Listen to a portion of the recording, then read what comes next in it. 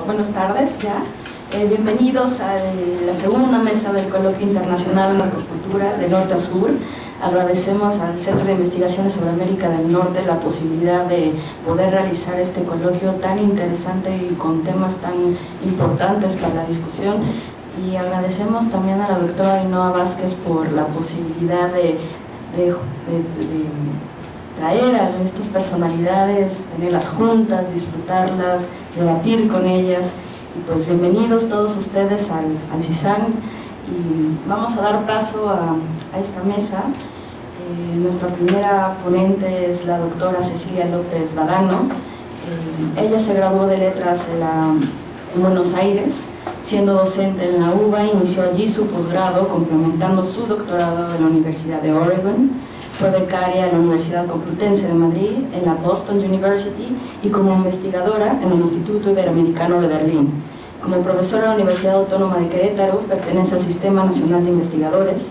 Publicó la novela histórica Entre dos siglos, Santa Evita de Paseo por el Canón, publicada en España por el Consejo Superior de Investigaciones Científicas en el 2010, inmersiones en el Mausam de Roberto Bolaño, Convención Honorífica de la Casa de las Américas Cuba, el MAN en 2011. Actualmente investiga sobre literatura disruptivas y narconarrativas. Uno de sus artículos al respecto se ha editado en Estados Unidos en el Journal Latin American Perspectives en marzo de 2014 y ha producido recientemente en Buenos Aires su compilación nombrada Periferias de la Narcocracia, ensayos sobre las narrativas contemporáneas en 2015. Su ponencia titulada Literatura y narcotráfico, distintas geografías, distintas legitimaciones. Por favor, doctora López, adelante. Muchas gracias, ha sido muy productivo.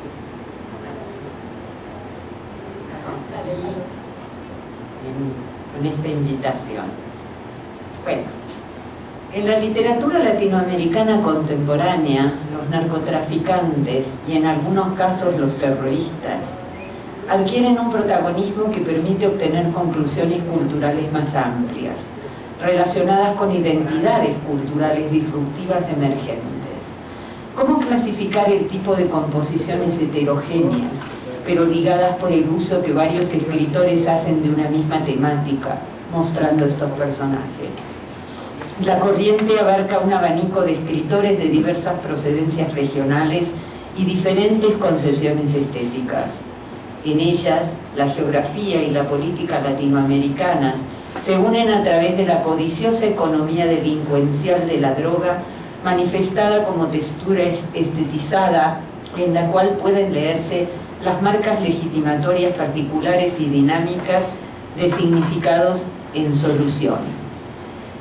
Esta corriente contemporánea, en cierto modo, está determinando el sentido de una generación a través de su relación con el delito. Es precisamente en la relación con estos delitos actuales y la violencia que engendran que, en el mismo sentido que lo hiciera Josefina Ludmer, podemos utilizar entonces el delito como instrumento crítico, apto para configurar distintas operaciones de análisis, ya que, cito, hoy el delito es una rama de la producción capitalista y el criminal un productor. Y esto lo dijo Karl Marx en 1863, cuando quiso mostrar la consustancialidad entre delito y capitalismo. Es una cita del libro de Ludmer.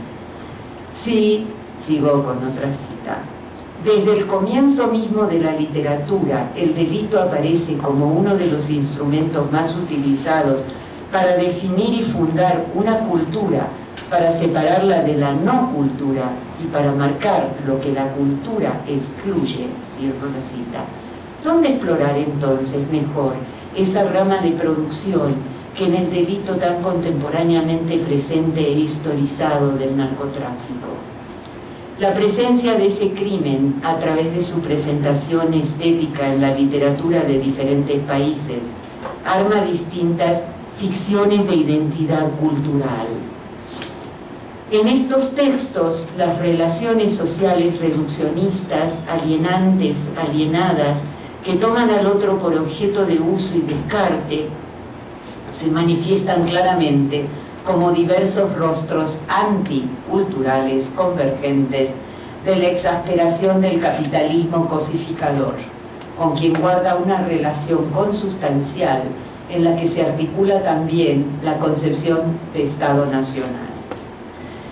Cuando el Estado no puede garantizar su ley en medio del comercio ilegítimo, del flujo de un capital y por lo tanto de una violencia que no controla, de un fisco en el sentido de erario, de tesoro público, imposible de fiscalizar, se generan los circuitos particulares de capital en circulación corruptora como consecuencia del proceso de agudización de las desigualdades sociales que agravó el neoliberalismo. Sí, como teorizaba Weber, el racional Estado moderno, fundado sobre la existencia de un sistema fiscal, de fuerzas armadas, de un poder judicial centralizado y de un aparato administrativo autónomo y burocrático, se basa en el monopolio racionalizado de la violencia, que así se volvería legítima, en las zonas del mundo donde circula el anómalo capital no fiscalizado de la droga, y a pesar de la negación expresa de los mandatarios, el Estado, al menos en términos weberianos, está perdido, fallido, cuando ese monopolio es ejercido, y aún con mejores armas, por los grupos de narcos con más eficiencia coercitiva o exterminadora que por el propio Estado. Entonces, analizar la presencia literaria de este delito y sus consecuencias divergentes, convergentes, en diferentes países, pone de relieve su utilidad como instrumento crítico, ya que no solo funciona como una frontera cultural que separa la cultura de la no cultura, que funda cultura y que también separa líneas al interior de una cultura y construye conciencias culpables y fábulas de fundación y de identidad cultural, sigo con Luhmann, cierro, sino que también articula sectores aparentemente divergentes, en este caso el Estado, la política, la sociedad, los sujetos, la cultura y la literatura. El narcotráfico y el terrorismo, como delitos historizados que manifiestan un estadio social del capitalismo avanzado, con derivaciones políticas y jurídicas, en estos casos delitos generadores de representaciones simbólicas literarias, se vuelven, a través de estas últimas, un instrumento de exploración para fundar una crítica de esas cuestiones que articulan la representación textualizada. A su vez, estas ficciones se constituyen como una nueva capital fiction, Beckman, 2013, ya que se juega en ellas de manera predominante la relación de los sujetos con el capital, con el mundo económico en general, en diferentes partes de América. En consecuencia, el presente trabajo, al conformar un corpus con textos de diversas procedencias geográficas, pretende extraer conclusiones a través de un trabajo comparativo que expone los diversos problemas de legitimación y o representación y reconocimiento de la violencia expresados en lo mismo en su carácter de ficciones del capital, en el capitalismo tardío, dando cuenta de las hipótesis que la ficción narrativa construye en esas figuraciones y que se manejan de modo diverso en las distintas regiones y en momentos diferenciados. Reflexionaremos así sobre los procesos distintivos de naturalización legitimatoria que produce la localización y pertenencia de las historias narradas, ya que la literatura sobre el narcotráfico y la del terrorismo, que aparece en menor medida todavía en Latinoamérica, propone diversas formas localizadas de contar y a la vez de hacerse cargo del discurso social al respecto. El trabajo sobre objetos ficcionales, esos espacios simbólicos estratégicos donde se diseñan conceptualizaciones éticas, facilita el hecho de que la interpretación devenga interpelación, es decir, se convierta en un mecanismo de intervención proactiva que permita desmontar más claramente las localizaciones ideológicas y la regionalización de las posturas e imposturas enunciativas, que divergen en las distintas literaturas. Pero también, al considerar su referencialidad, es imprescindible remitirse a la materialidad histórica a la que ésta alude, lo que no descarta de ningún modo la realidad social, sino que la reafirma.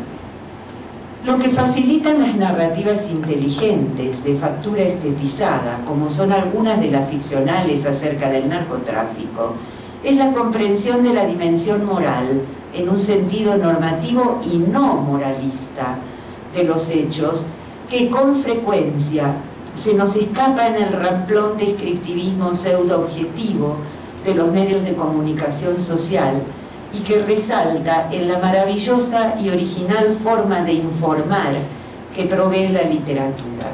Como señala Eduardo Parra, para hablar de narcotráfico, el autor debe encontrar un ángulo que le permita adentrarse en sus secretos sin caer en el periodismo.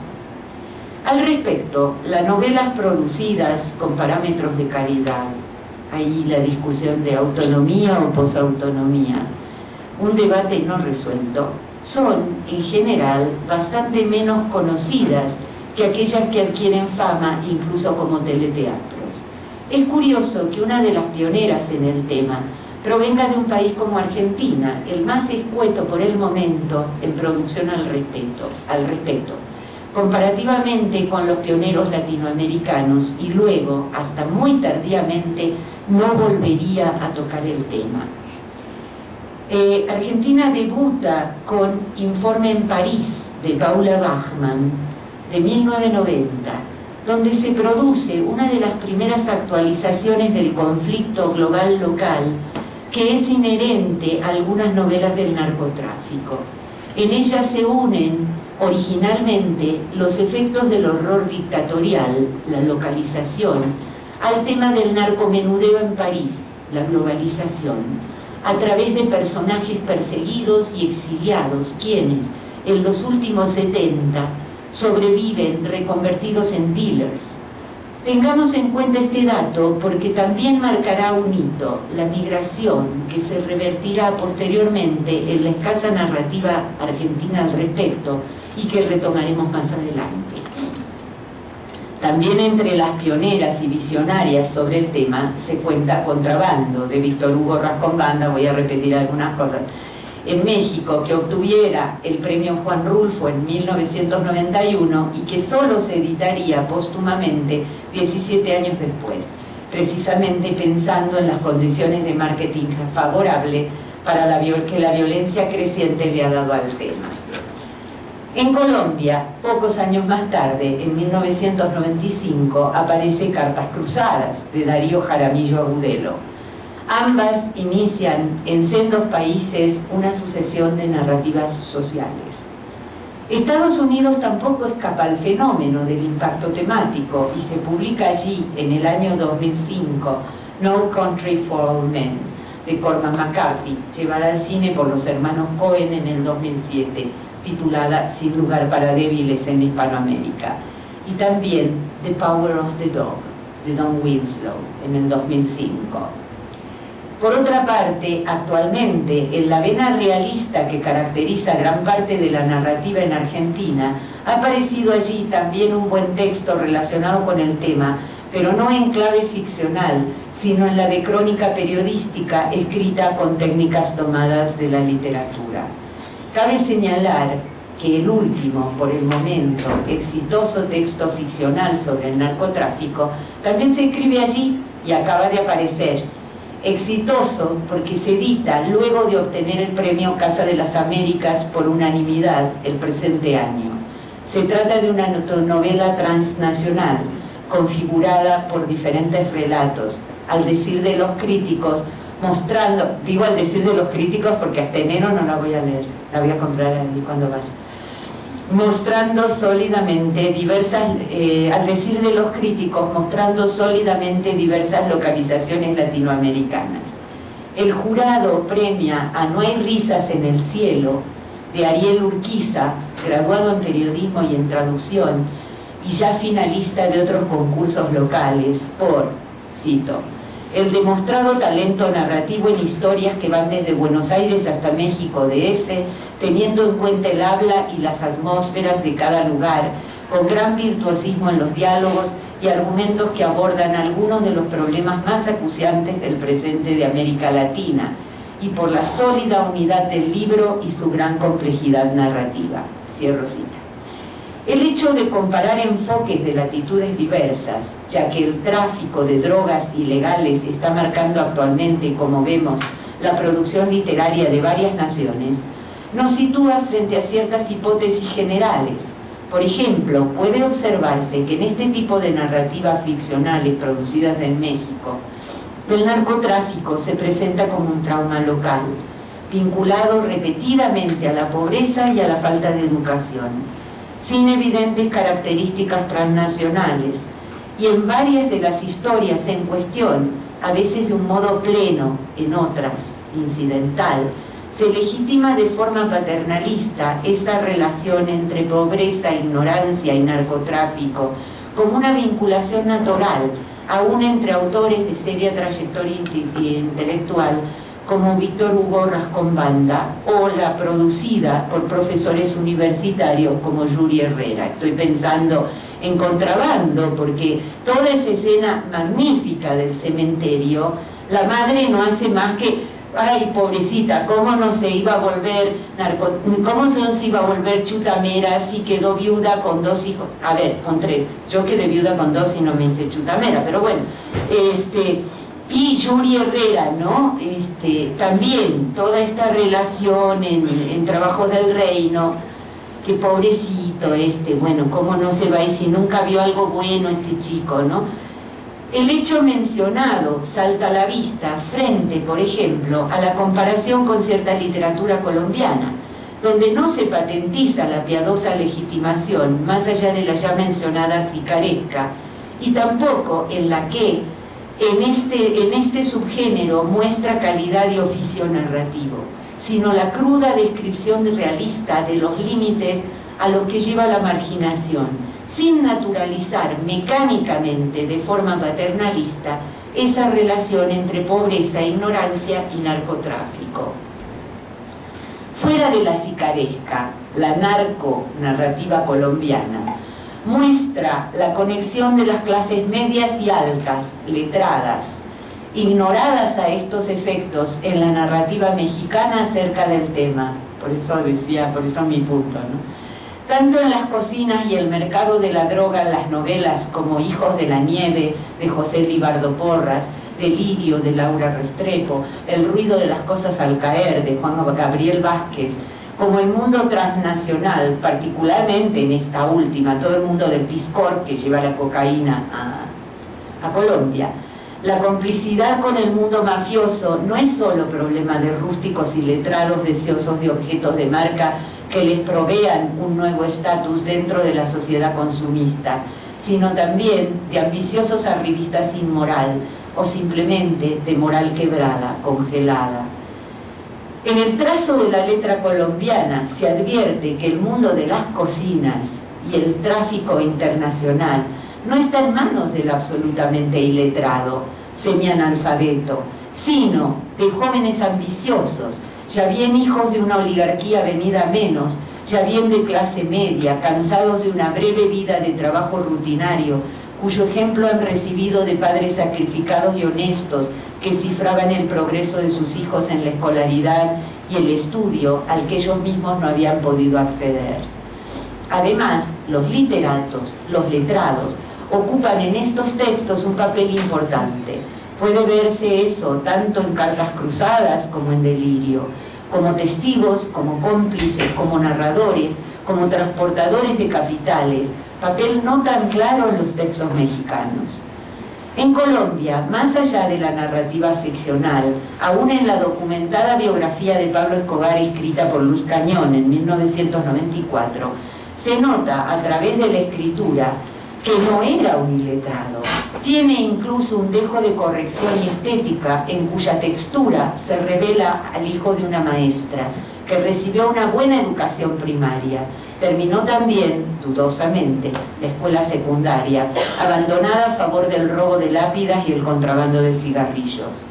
El hecho, testimoniado tanto en el correcto fluir de su escritura, porque es muy buena la escritura de Pablo Escobar, mejor que la de algunos de mis alumnos de licenciatura, como en su propia y orgullosa afirmación de "a mí nadie me escribe las cartas", refuerza el sentido de que el problema es diferente de la relación mecánica entre narcotráfico y carencia educacional que intenta naturalizarse en México a través de la narrativa de un modo paternalista y descriminalizador.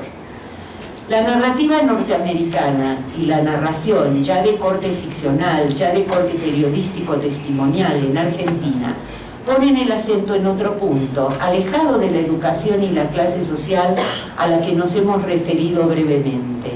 El problema de la droga se relaciona ya bien a la frontera y a México, en la primera, como si la demanda dependiera de la oferta y no al revés, como realmente ha sucedido, ya bien a la presencia de extranjeros marginales o no en la segunda, donde aparecen en la ficción bolivianos de alta clase social dedicados al blanqueo de capitales, El otro Gómez, de Diego Pascocchi, que fue premio en el 2001. O bien, en la crónica urbana, peruanos, bolivianos y paraguayos, pobres, expulsados por la miseria de sus propios países, que encuentran en el negocio de la droga en el extranjero una forma de ascenso social. Como puede notarse, reaparece la temática de la primera novela mencionada, esta de los argentinos dealers en París, ¿no? En el sentido de que en la narrativa actual los dealers son extranjeros y en aquella eran los propios argentinos como extranjeros en Europa, pero como vemos, se mantiene invertido el núcleo que une migración a narcotráfico. Lo dicho revela en el primer caso una legitimación del racismo que en el segundo, o sea, en el primer caso el caso de Estados Unidos, ¿no?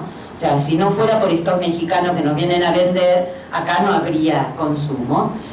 En el primer caso, una legitimación del racismo que en el segundo, por tratarse de una narración testimonial, muy bien llevada a través del narrador testigo e implicado a través de la amistad con alguno de los informantes, queda solapado, pero no deja de sugerir que el problema del narcotráfico se legitima en el relato como algo ajeno, que viene de afuera con los migrantes, aunque el relato evita una clara criminalización, y con la que los ciudadanos locales, al menos los marginales, no tienen mucho que ver, más allá de la adquisición para la cual caen en la delincuencia y el consumo que los desbarata.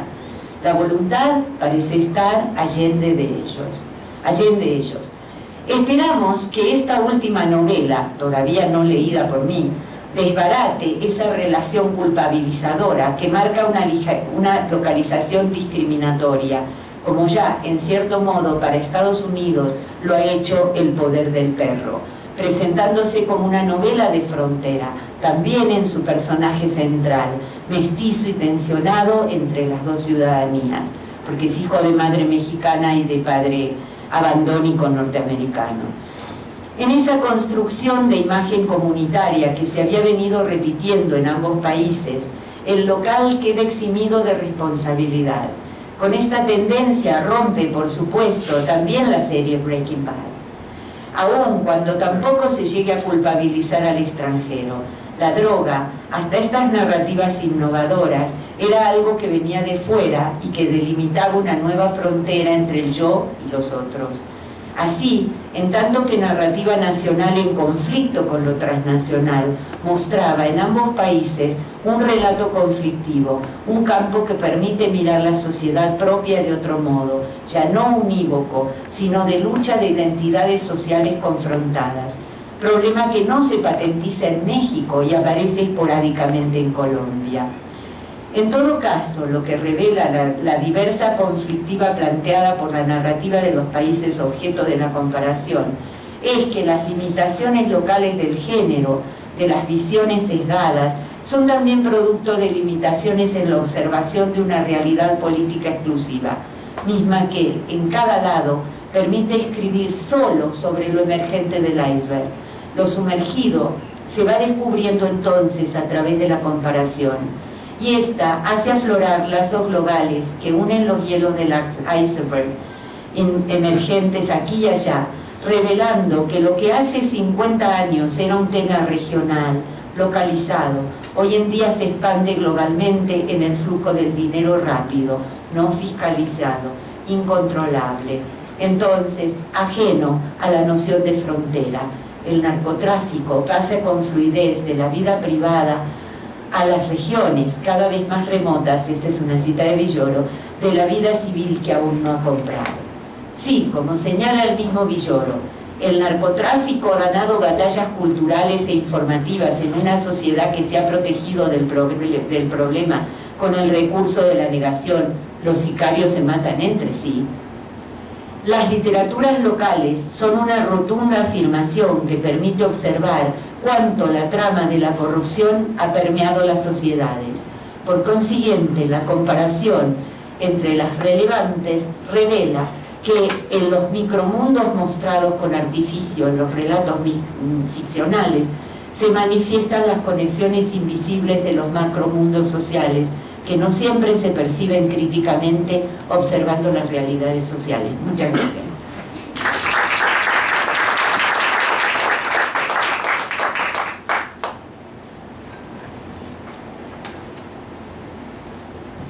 Muchas gracias, doctora López, por su brillante exposición. Mucho que ya veo muchas provocaciones en el público y seguramente vamos a continuar en el debate en la mesa. Vamos a dar la palabra a Ramón Jerónimo Olvera. Él es licenciado en Filosofía por la Facultad de Filosofía y Letras de la Universidad Autónoma de Chihuahua. Tiene un máster en Literatura en la Era Digital por la Universidad de Barcelona, doctorante en Pensamiento Complejo por la Multidiversidad Mundo Real Edgar Morin. Desde el año 2000 al 2016 ha conducido programas radiofónicos en Antena 102.5, como Paréntesis, Interverte y Anfibio.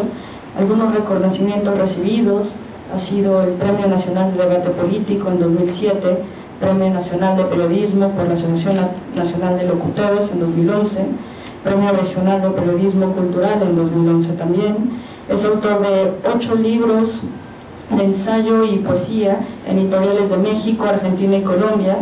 Es también colaborador de revistas literarias en México e internacionales, además de la coautoría en 6 libros colectivos.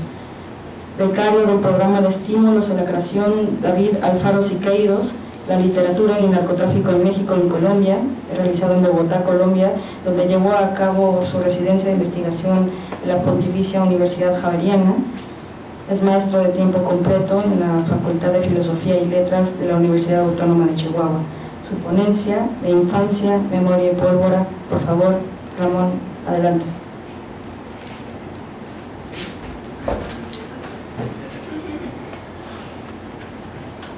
Lejos, ¿verdad? ¿Se escucha bien? Bueno, pues muchísimas gracias, qué gusto, qué honor, Raimundo, muchas gracias por la invitación, por supuesto.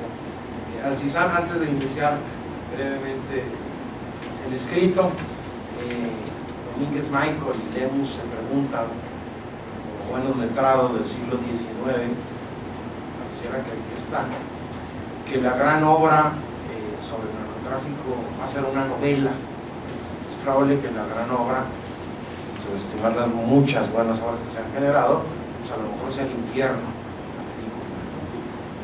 No necesariamente tiene que venir de la literatura de una novela, la gran narración de un fenómeno como el narcotráfico. Qué honor este foro, ojalá la Universidad Autónoma de Chihuahua, por tanto aquí a nivel de la gestión, pues vamos a ser sede de una segunda edición del mismo. Seleccioné un par de novelas, Cartucho de Nelly Campobello y Fiesta en la Madriguera, para tratar de vincular el tema de la infancia con muchos otros temas que ya se han venido tocando aquí de manera. El río es una figura casi arquetípica para designar el paso del tiempo. En misántropo Heráclito ya nos advertía siglos antes de Cristo que nadie podía ducharse 2 veces bajo las mismas aguas. El agua, en su condición de espejo, se muestra como instrumento para desdoblarnos.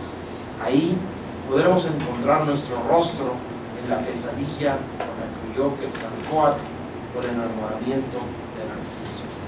En uno de los personajes de la Virgen de los Sicarios, Fernando, el gramático letrado, rompe en llanto por el simple pero contundente hecho del paso del tiempo.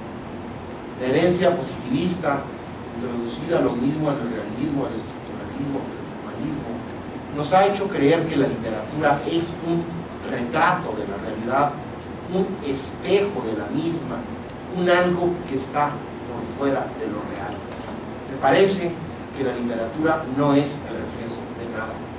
En sí misma constituye una mirada profunda, crítica y algunas veces desestabilizadora de la realidad, al modo del ajolote, aquel cuento de Julio Cortázar, que de tanto mirar la pecera terminó por estar inmerso en ella y no poder salir. Ante el tiempo, la memoria o el recuerdo. La memoria entendida como un ejercicio ordenado, sistemático y discursivo en nuestro ajuste de cuentas con el pasado. El recuerdo como el golpe de azar que entrelaza los hechos sucedidos, los yuxtapone, los imbrica, luego los distorsiona tras la bruma de la ficción. En la escritura, la zona más profunda del río del tiempo es la infancia. Hoy nos acompañan algunas reflexiones sobre el tema. Cartucho, de Nelly Campobello, una obra fundamental que ha recibido de manera tardía su lugar, probablemente por el que el canon de su época, además de machista, era todavía más centralista. Fiesta en la madriguera de Juan Pablo Villalobos, novela que sobresale por su buena hechura entre los muchos libros de escasa calidad literaria que se ocultan en la designación de narcoliteratura. La importancia de la obra de Campobello la traza Jorge Aguilar Mora, paisano y además recién galardonado con el premio Javier Villogrutia. Dice Aguilar Mora: Cartucho está exactamente en los vértices críticos de nuestro discurso histórico literario. Es quizá el libro más extraordinario donde se funden, sin solución y continuidad, la singularidad autobiográfica, el anonimato popular, la relación histórica, la transparencia literaria. Aguilar Mora va a ir más allá y va a decir que es un precedente fundamental para Pedro Páramo y para 100 años de soledad. El libro de relatos muestra además un rasgo único en la literatura mexicana de la Revolución, y es que es una niña la narradora personaje del mismo. Tras la ventana de su casa aprecia el estallido social, dentro de su hogar ve cómo su madre cura y protege a los soldados villistas. Con un tono único, la narrativa camina desde la ternura hasta la crueldad, logrando la verosimilitud. Separado por más de 7 décadas, Fiesta en la madriguera de Villalobos selecciona la voz de un niño para narrar desde adentro de la mansión de un narcotraficante su idea del mundo y la sociedad. Cito, dice el niño: si acaso conozco 13 o 14 personas y de esas 4 dicen que soy un niño adelantado. Estamos frente a la soledad de Lampa cuando ha logrado la cima.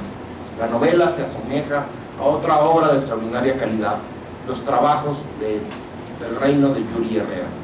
Ambos infantes, desde su óptica, darán testimonio de la guerra. En el caso de Nelly Campobello, menciona en la entrevista con Emanuel Carballo que se propuso reivindicar la historia de Villa. Para ello, desplegó un ejercicio de memoria para articular un discurso legitimador que extrañamente se contrapone con la vida propia del personaje. Una niña que tiene recuerdos desilvanados en un libro que hasta la fecha se mueve entre la crónica, el cuento, la atmósfera de la novela y la autobiografía. Campobello escribió una obra que la crítica literaria de su tiempo no encontró los suficientes referentes para situarla, al igual que El águila y la serpiente de Martín Luis Guzmán, que hoy en día son fundamentales y vigentes para entender la revolución. Juan Pablo Villalobos asume el riesgo del narrador infantil en primera persona, Lo hace con pleno conocimiento de la obra de Campobello, acude a elementos de la estética de nuestros días, la intertextualidad, ciertas referencias a la globalización y eso que se ha venido a llamar narcoestéticas, mansiones decoradas como si fueran sitios de Halloween, hipopótamos blancos de Liberia y zoológicos con felinos que sirven para tragarse a los enemigos. Ante la presencia cotidiana de estos hechos, ni la memoria ni el recuerdo alcanzan a llegar enteramente al lector. La memoria es el tiempo irrecuperable que afanosamente tenemos que buscar. La novela es tan actual en su tema que todavía no tenemos construida la gaveta para meter los recuerdos. 2. Reconozcamos una pregunta central de la teoría de la recepción. ¿Desde dónde leemos? Fijar un sitio desde donde se interpreta es reescribir el libro. Leer es actualizar, ha dicho Pierre Levy, y estas dos obras replantean y revitalizan viejos fantasmas. Debo reconocer que soy un hijo del discurso ilustrado. A pesar de las muy buenas o malas obras posmodernas, me reconozco como lector formado bajo la idea del discurso emancipatorio de la modernidad. La Ilustración, en la Declaración Universal de los Derechos Humanos, puso en el centro de la consigna los derechos de la infancia. Al leer ambas obras, no deja de conmover o indignar la presencia de los niños en la guerra. Pero la modernidad, reconozcámoslo, fue una en el discurso de la libertad y otra en la práctica real de sus relatos, para seguir con los conceptos de Lyotard. La idea de la revolución, anclada en la narrativa marxista, era principio y fin de todos los derechos. Bajo su nombre, todo exceso se volvió justificable. Pronto la literatura denunció el contrasentido de esto con la realidad. Nos han dado la tierra, cuento de Juan Rulfo, Los de abajo, de Azuela, Cartucho, La muerte de Artemio Cruz, de Carlos Fuentes, son textos que miran con rigor crítico la traición a los ideales revolucionarios. Cartucho da voz a los nombres anónimos. La reivindicación de Villa se vuelve más bien la voz de los desprotegidos, de los nombres que la historia con mayúscula abandonó. Leer a Campobello desde nuestros tiempos es reivindicar la microhistoria, la autobiografía y preguntarnos por el origen de nuestra violencia, anclada en la desigualdad misma que la revolución muchas veces agigantó, lejos de frenarla. En Fiesta en la Madriguera leemos nuestra cotidiana realidad, la irrupción del narcotráfico como el poder de facto, la escala social construida a partir de la ley del más fuerte, el otro gran relato de la modernidad, la acumulación de la riqueza y el consumo como la firma de éxito en la vida. Es el metarrelato del capitalismo, ese que, en ese sentido, Sayat Valencia, en su concepto de capitalismo core, que lo trae a América Latina, nos sirve para entender la novela de Villalobos. En ambas novelas son susceptibles una lectura política muy clara, son novelas de la tierra. En Cartucho se aprecia claramente porque se ubica la revolución en la obra de Villalobos, el narcotráfico, así se ve en la atmósfera urbana, tiene un hondo sentido rural. Se siembra amapola o marihuana porque el colapso del modelo de país ha vuelto inviable sembrar maíz o avena. Sin decirlo, el narcotraficante, típico en su vestimenta y estética, evoca al mundo rural en plena mezcla con su manera de asimilar lo global, logrando un kitsch que nos muestra la era del vacío y de la lumpenmoda. El vacío del kitsch que habla Kundera, con cinturones de piel de tiburón y botas de piel de cocodrilo. De Cartucho a Fiesta en la Madriguera hay una línea de continuidad clara. La violencia motivada por la crisis social que se aprecia en la narrativa de la revolución, la novela sobre la guerrilla, pienso en Montemayor, en Aguilar Camín, y la actual sobre el tema del narcotráfico. Lo que la doctora nos dice de esta idea medio paternalista de justificar, clarísima, ¿no? Esta idea, no sé si sea nuestra condición melodramática, y ahí sería un tema de Ainhoa, formada por los imaginarios del cine, que ya sería otro tema. En Cantar de Ciegos, Carlos Fuentes se pregunta: ¿hay algo más corrupto que la inocencia? El tema es mayúsculo. ¿Podemos salir de la lógica binaria del tema víctima, victimario, dolor, placer? Cuando pronunciamos inocencia, necesariamente encontramos elementos, perversidad. La infancia es el espacio de la ensoñación, donde las palabras y las cosas danzan en armonía. Basta un pedazo de papel para convertirlo en avión, nace la risa gratuita. ¿Qué hay cuando este paraíso, protegido y tutelado por el discurso oficial, se contamina con la guerra? Es la gran pregunta que formulan ambos libros. Uno, como se dijo desde el bando de la revolución, donde los bandos son identificables y se supone tienen un sustento ideológico, y otro, en el narco país, donde los bandos son cambiantes y cuya única ideología, si así pudiéramos llamarle, es el consumo. La niña de cartucho de Campobello así narra su mundocito. 3 descargas sofocadas se escucharon en la cárcel. Yo estaba pendiente, las oí re bien, entristecida por no haber podido ver los fusilamientos. Los muertos y la sangre eran alimento necesario para mí. Mi espíritu de niña se agrandaba y mis ojos se abrían inmenso. No me quería perder nada. Dice el niño de fiesta en la madriguera.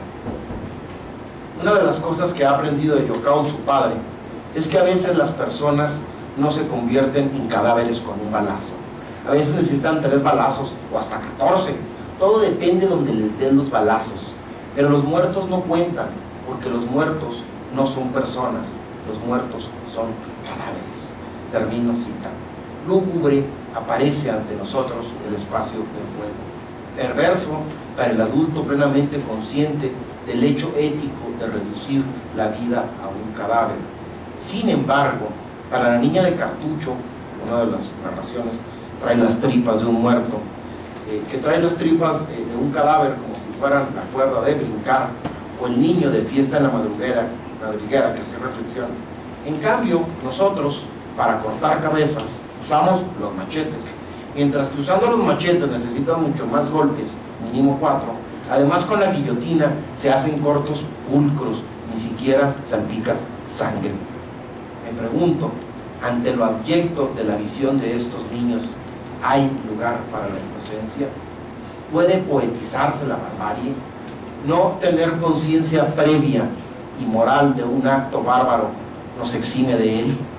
En su poema, Alfonso Reyes decía, en tono meloso, que el sol de Monterrey lo perseguía. En estas novelas son los ejecutados, secuestrados, amputados, los que siguen y rondan los juegos de los niños protagonistas. Es profundamente pesimista el futuro que se le depara a estos niños. En Cartucho es incierto ante una revolución que no dará frutos. En Fiesta de la madriguera, al final se le insinúa que deberá continuar con el negocio del padre, moviendo la pregunta de Carlos Fuentes: ¿hay algo más corrupto que la falta de futuro? La llamada narconovela tiene un supuesto carácter novedoso, comillas. Hay una anilla de violencia que se ha mantenido casi intacta. El Rodolfo Fierro, alias el carnicero, que narra Martín Luis Guzmán en La fiesta de las balas, se parece mucho a Sidronio, el personaje matón del amante de Janis Joplin, dispuesto a matar a quien se encuentre a su paso. Fierro se cobijó en el supuesto discurso de la revolución.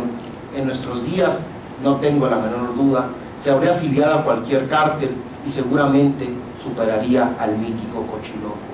¿Desde dónde leemos? Cabe volverse a preguntar.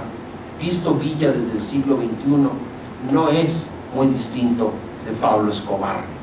En Cartucho, la niña no tiene prácticamente figura paterna. Es Francisco Villa quien asume este rol. Se trata de un padre duro, totémico, patriarcal y en ocasiones, muy pocas, amoroso, parecido a lo que logra magistralmente Restrepo en Delirio. Así describe Campobello a Villa y le da estas palabras: hoy soy el padre de todas las viudas de mis hombres. En cambio, Tochtli, en mi Fiesta en la madriguera, dice: lo que sí soy seguro es que soy un macho. Por ejemplo, no me la paso llorando por no tener mamá, pero no lloro porque los que lloran son maricas. En la obra de Campobello, la madre asume el rol valeroso del arquetipo de la delita, el prototipo de la mujer norteña y del matriarcado que bien describe a Rascón Banda en Contrabando. En cambio, el niño de la novela de Villalobos encuentra en la figura de su padre el único referente y ejemplo a seguir, el padre omnipotente y el padre ausente de cada novela desembocan necesariamente en la orfandad. El artificio literario en estas novelas se recrea en la mezcla de la inocencia y la crueldad y lo aborda desde una seriedad aterradora. En los juegos de los niños dentro de la novela, la muerte es un fantasma que, parafraseando a Arriola, encuentra en el lector el lugar de sus apariciones. La narcosociedad, el Estado fallido y la literatura que lo consigna se ha visto saturada por lo panfletario, pero en el caso de Fiesta de la Madriguera hay un guiño de reescritura de cartucho, hecho con fina ironía y con un rasgo propio que nos presenta a un escritor capaz de crear un universo dialogante desde este lado de la modernidad tardía de la necropolítica. En ambas novelas queda como rastro la risa vinculada al humor negro, esa que abre los duelos de las mejillas, como cuando después de terminar un libro de literatura y narcotráfico no alcanzamos a distinguir entre policías y ladrones, entre el bien y el mal, la vida y el espectáculo, el río y el baño que nunca podremos completar, para quedar entonces irremediablemente sucios y desterrados en este mundo. Gracias.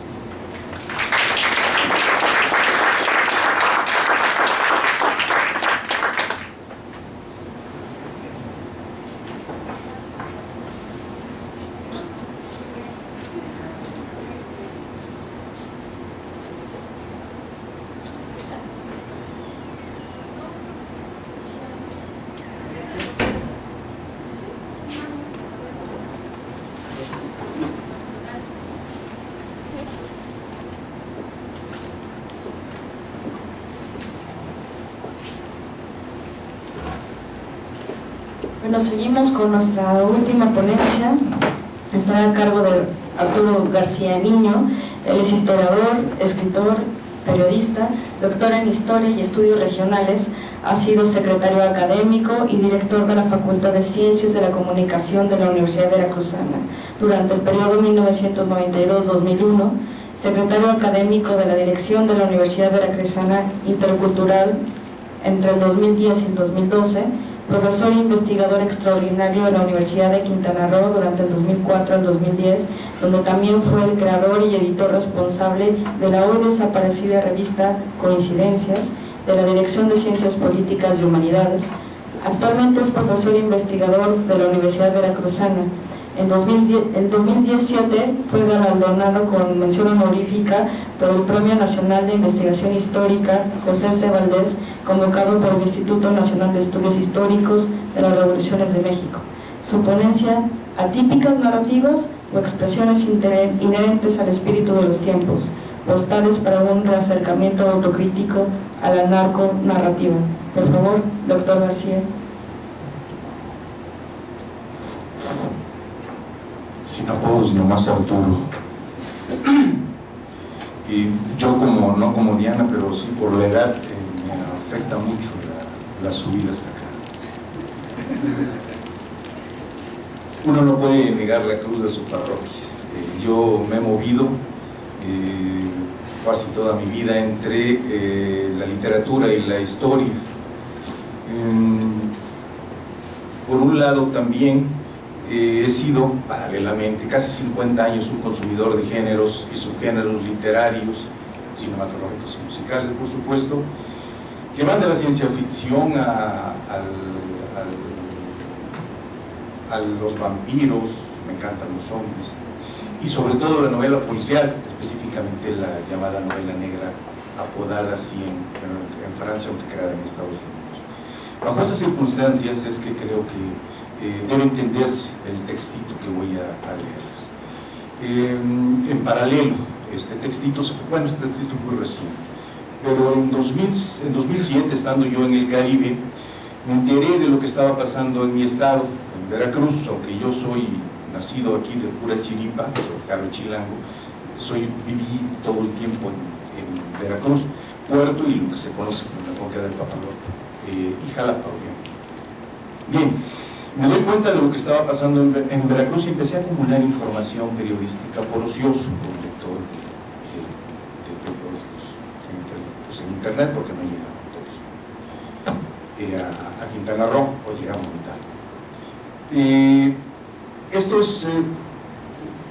terminó produciendo un libro que estoy a punto de concluir, un libro muy doloroso, muy feo, que se llama Las Olas Rojas, que es una historia, una crónica de las grandes olas de violencia generadas por el narcotráfico en lo que yo llamaría el primer territorio libre de la lógica, que es el puerto de Veracruz. Empieza en 2020 y termina en 2012. Que es un trabajo construido, fuentes primarias y secundarias, y la última parte, que es muy dura, construida con testimonios, porque uno tiene que ensuciarse de la realidad. Y en paralelo, bueno, como lector incluso de basura, me fui acercando a lo que yo bien llamar la narconarrativa, y que ahora voy a contarles. Creo que no puedo negar que soy un historiador, y entonces voy a contar la historia, y quiero hacer la historiografía del narconarrativa. Un epígrafe que dice: la verdad no se ha sabido, la cosa es que lo mataron. Un corrido que se llama La muerte del Pelavancas. Primera postal. El martes 8 de septiembre de 1931, en El Paso, Texas, el compositor e intérprete José Rosales llegó a los estudios del sello discográfico Ukelion de la Bronson Radio Corporation, subsidiaria de la Warner Bros., para grabar en una sesión que iniciaría a las 11:20 horas y terminaría a las 21:45, 9 canciones, acompañado por Norberto González. Entre estas, incluyó un corrido recién terminado acerca de la vida y muerte de Pablo González, marido de Ignacia Jasso, alias La Macha, pionera capo regional del tráfico de drogas, asentada en Ciudad Juárez, Chihuahua. Había caído el Pablote por fanfarrón 11 meses atrás a manos de un policía respondón apellidado Robles, según los testigos del hecho acaecido en el bar juarense El Popular. Casi 8 décadas más tarde, Juan Carlos Ramírez Pimienta, conspicuo narcocorridólogo, descubriría que el Pablote, título del susodicho corrido, era y es el primer narcocorrido grabado en la historia, aunque quizás no haya sido el primer compuesto. Vendrían luego Por morfina y cocaína, de Manuel Cuellar Valdés, grabado el 9 de agosto de 34 en San Antonio, Texas, y El contrabandista, de Juan Gaitán, grabado 2 meses después. Agrega el tal narcocorredor. Dichos corridos iniciaban a la narrativa escrita para ser cantada acerca del tráfico ilegal de drogas y de los para la época llamados contrabandistas, término con el cual se designó de inicio a quienes se dedicaban al transporte ilegal de mercancías variadas a través de la frontera mexicano-estadounidense, pero también en los puertos asiáticos. Entre ellas, y a partir de la emisión de la ley seca en Estados Unidos, pues alcohol y por supuesto marihuana, morfina y cocaína. Pero esas primeras expresiones de la narrativa musicalizada no daban cuenta expresamente del tráfico de drogas. Nunca se dice, aunque haya sido el marido de Ignacia Jasso, y lo fuera hasta el día de los hechos en que murió, a lo que se dedicaba el tal Pablote. Por ejemplo, supuestamente acompañado el día de su muerte por el Veracruz, pistolero al servicio de la pareja que había matado a los chinos que controlaban el tráfico de drogas desde El Paso, Texas, y a quienes aquella pareja les había arrebatado el negocio. El corrido, una expresión poético-musical popular, contadora de variadas historias con minúsculas y de aquellos hechos y personajes relevantes para la ciudadanía, empezaba a contemplar como transformo un tópico que la realidad realmente existente alberga: el tráfico ilegal de drogas, tal y como lo venía haciendo el tal corrido desde su creación con otros tópicos. Al cabo de los años, la industria disquera y la radio catapultarían al corrido en general y al narco corrido en particular. Segunda postal casi autobiográfica.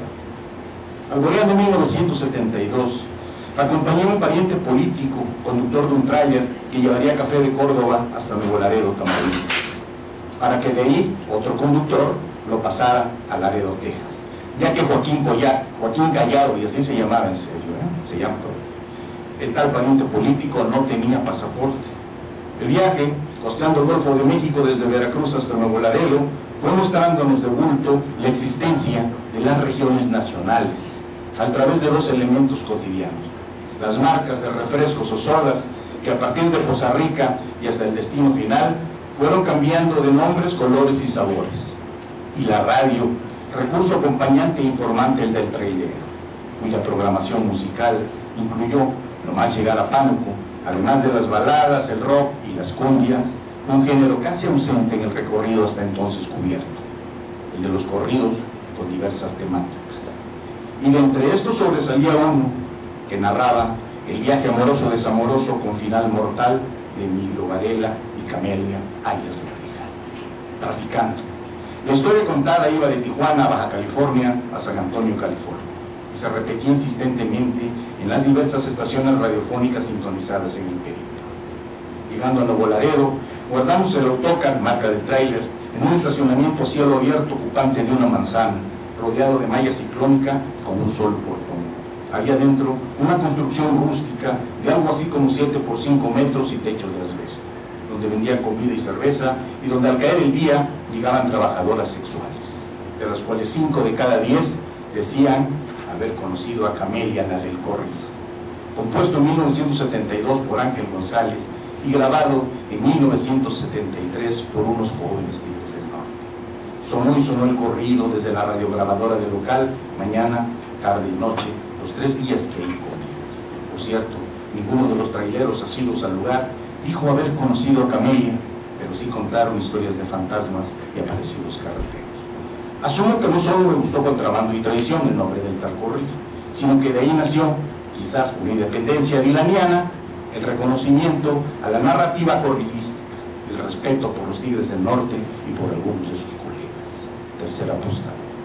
Durante el año que cerró la década de los 80 y mirando novedades discográficas en un supermercado del puerto de Veracruz, encontré un álbum todavía impreso en vinil por Fonovisa de los ya para entonces famosos e imprescindibles Tigres del Norte. El título era Corridos Prohibidos y contenía 6 tracks por lado, los que estaban algunos considerados ya clásicos. No los incluía, los conoce. Y uno que daba cuenta del hecho ocurrido el miércoles 20 de abril de 1988 en la ciudad de Tijuana, cuando en una mañana lluviosa fue victimado el popular periodista Héctor Félix, apodado El Gato. Apodado El Gato por su apellido, que remitía al personaje de los dibujos animados. Era el Gato para entonces una pluma importante del semanario tijuanense Z, el cual había fundado y codirigido con Jesús Blanco Ramírez. Cerca de los asesinos y de lo que pasó después me lo voy a brincar. No, colgar el número. Corridos Prohibidos representó un punto de quiebre para el relanzamiento de esa atípica narrativa mexicana que, si bien había arrancado en 1931 y tenido un segundo gran aire en 1973, a más de 50 años de su surgimiento, como una mercancía cultural, audiográfica, transclasista masificada, era ya un dato nodal del paisaje sonoro urbano y rural del país. Y en muchos sectores sociales era el soundtrack del día y la noche, y arremetía desde las bocinas de carros y comercios establecidos y ambulantes, diseminándose desde el norte hacia todo el país mediante agresivos decibeles. En 1991 le fue concedido a Víctor Hugo Rascón Banda el premio Juan Rulfo de novela por su obra Contrabando. Y en el mismo año, el autor canibalizó su novela para una puesta en escena con el mismo título. Dirigida por Enrique Pineda, el libreto de lo que, según el propio autor, dijo en entrevista con la revista Proceso, cito a Víctor Hugo: no es nota roja, no es periodismo, no es crónica, ni es ensayo, es simplemente teatro, que habla de amor, contrabando y traición. Contrabando sería publicado en 1993 como obra de teatro por Ediciones El Milagro. ¿Por qué esa primera novela premiada y única, hasta donde sabemos, escrita por Víctor Hugo, sería editada hasta 2008? Pues preguntaba Diana y decía que año en que también murió su autor, según él mismo en una entrevista con Elena Díaz Pech en la revista de la Universidad en 2007. Cuando le preguntan que por qué se publica hasta entonces, dice: por pudor, la ética. Está basada en hechos reales, aparece el personaje de Caro Quintero y otros narcos del norte, contiene muchos géneros, el epistolar, el dramático, el cinematográfico, tiene algo de ensayo, algo radiofónico, en fin, juego con todo. Pero muchas personas me han dicho que corrige el último capítulo y por esas 8 páginas no la he dado al empleo. Pero ya lo voy a hacer porque es de 1992, aquí él mismo no se porque sabemos que en 91 ya había sido premiada, ¿no? Dice, y cuando vuelva a salir van a decir que copié a otros escritores, lo que no es verdad. Y sí, es verdad que no había copiado a nadie. Contrabando, la novela y por supuesto la obra de teatro, insertaba como leitmotiv en la narrativa de ficción mexicana por escrito y para ser leída, una actividad ilegal, violenta y violentadora soterrada hasta entonces, y que era consubstancial a la formación social mexicana moderna, el tráfico ilegal de drogas. También era dicha obra la continuadora de esas atípicas narrativas de ficción escritas y musicalizadas para ser cantadas y escuchadas. Los corridos, y en específico los narcocorridos, o corridos de contrabandistas, o corridos marihuaneros, o corridos de lo que ustedes quieran, y luego nos ponemos de acuerdo. Contrabando exponía lo acontecido en el pueblo minero de Santa Rosa de Uruachi, enclavado en la sierra chihuahuense, y que para la fecha era ya, según el novelista y dramaturgo, en la ya citada entrevista con Proceso, cito otra vez a Víctor Hugo Rascón Banda, para entonces era ya refugio y sede de bandas de narcotraficantes, y agregaba Víctor. Vivía envuelto en diversos hechos que estaban ocurriendo en el municipio. Un día antes de mi llegada, había desaparecido el presidente municipal, que es mi primo. En la realidad dice en la misma entrevista que el primo apareció después. Secuestrado en un camino de la sierra por hombres que podían ser narcos o judiciales, porque son muy semejantes en todo, visten igual, usan sombreros tejano, cuernos de chivo, lentes oscuros, botas, termina así. Bajo tales circunstancias escribiría la primera novela que decididamente abordaba y bordaba él y sobre el tráfico de drogas y la corrupción político-policíaca como inherentes al espíritu de lo que dimos en llamar los tiempos del narco y lo que yo llamo los tiempos del Blade Runner. Era un foco rojo acerca del estado de cosas originariamente propio del norte de México por su condición fronteriza, pero que igual había venido aparejada al desarrollo de los puertos y que dimanaba ya para los años 80 hacia las otras regiones del país y exigía ser contada. Cuestión que reclamaba su autor, cito de nuevo a Víctor Hugo en una entrevista. Reclamaba su autor a los escritores mexicanos y a los artistas en general, como los cineastas, que no quieren mirar la realidad y dejan en manos de los autores de corridos norteños el registro de vidas y luchas ligadas con esta problemática. Y a los productores de malas películas, lucrar con él. Los narcoteatristas de contrabando no tememos a la censura, al experimento artístico, al riesgo. Traemos a los escenarios la cultura del narco, de sus víctimas, de un trozo del norte del país, que también es México, y de un tema que enluta muchos hogares mexicanos y enriquece a unos pocos. Lo dicho por Rascón Banda remitía a la obra de teatro, cierto, pero es susceptible de hacerse extensivo a la novela. Ambas son expresiones autobiográficas, aunque distintas. Según él, vuelvo a citarlo, la novela tiene 300 páginas y de ella tomé 3 monólogos, el de la reina de belleza, el de la madre del narco y el de la víctima del narco. Inventé el personaje del escritor para que a través de ese hilo conductor las 3 historias se engarzaran, le dice a Díaz Peche en entrevista, y luego Becerra Pino para el Búho le dice: soy ese escritor que escucha a las 3 mujeres hablar de sus ramas que viven con sus maridos e hijos, y una de ellas, a la cual, sí, y al cual, ese escritor y al cual Damiana se dirige con su último parlamento, al caer aquel bajo las balas de un tipo vestido de cowboy mientras intenta comunicarse por radio con la capital del estado. Esto acontece en la obra al final. Dice: ¿quién eres realmente? Si fueras escritor, escribirías lo que pasó en Santa Rosa. ¿Quién eres, muchacho? ¿De qué lado estás? El contrabando y la traición son cosas incompartidas, pues, que así termina la obra. En la edición original, el final es otro, pero Enrique Pineda consultó a Víctor Hugo y estuvo de acuerdo en que así terminara.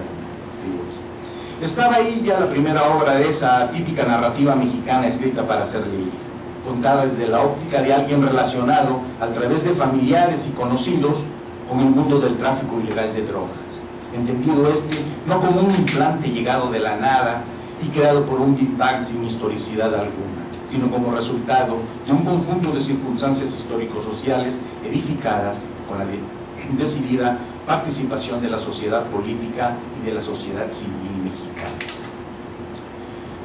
Un año antes de que Contrabando fuera premiada como novela y llevada a escena como obra de teatro, Paco Ignacio Taibo II contempla en Sueños de Frontera, fechada su conclusión en la Navidad de 1989, al crimen organizado como referente y o generador, entre varios más, de un contexto específico, el fronterizo mexicano-estadounidense, en el cual transcurre la historia vivida por Héctor Velasco Aranchain, detective creado por el autor. El tráfico de drogas deviene aquí viento que sopla de la frontera noroeste hacia la noreste, conectada con el centro y sur del país.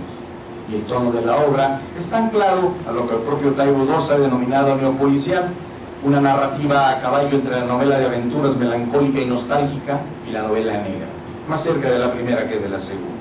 Más adelante, en 93, Pino Cacucci con San Isidro Fútbol insertará el mundo del narcotráfico y la corrupción gubernamental mexicanos como trasfondo contextual y situacional en tono de gran guiño. Michael Connelly publica Hielo Negro en 1993, como la segunda entrega de la saga en torno al detective angelino Harry Bosch, e incluye al crimen organizado transfronteras México-Estados Unidos como elemento nodal que trasciende la anécdota. A partir de las muertes de un agente policial encubierto y un ciudadano latino, mexicano, se llega a descubrir el tráfico de una nueva droga producida por un cártel mexicano del narcotráfico. El nombre de la droga es la que da título a la novela y articula la misma.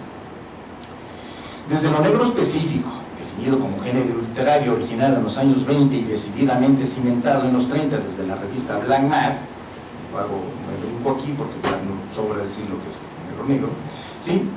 Un atípico subgénero narrativo por escrito y para ser leído, la narconarrativa, daba continuidad con la obra de Connelly a lo que la típica narrativa escrita para ser cantada, el narcocorrido, venía haciendo desde 1931. Dar cuenta del tráfico ilegal de drogas y de sus circunstancias binacionales como hilos conductores de las anécdotas en que se basa la construcción de la historia. Y ello signaba la diferencia con la novela de Raskolnikov. Contrabando era, como su autor lo definía, un magno y portentoso pastiche, acrisolador de, cito de nuevo a Víctor Hugo, muchos géneros, el epistolar, el dramático, el cinematográfico, algo de ensayo, algo radiofónico. Y Hielo Negro, una novela expresamente negra, decantada hacia la denominada narconarrativa como un subgénero de aquella. El tono y las atmósferas las diferenciaban, pues, y si la segunda era buena, la primera Contrabando era mejor. Sería en 2009 cuando definitivamente esa expresión realista, subsidiaria del género negro, resultante de la tensión acuciosa a una situación binacional México y Estados Unidos, vuelta espiral de violencia creciente, generada por la incidencia del crimen organizado en la vida cotidiana durante por lo menos los más recientes 30 años, y producto, por supuesto, de la corrupción política, empresarial y ciudadana, alcance la cima con dos obras vueltas ya a sus primeros clásicos para mí: El poder del perro y Entre perros, de Winslow y Almanzar. Paréntesis para una exposición de ellos.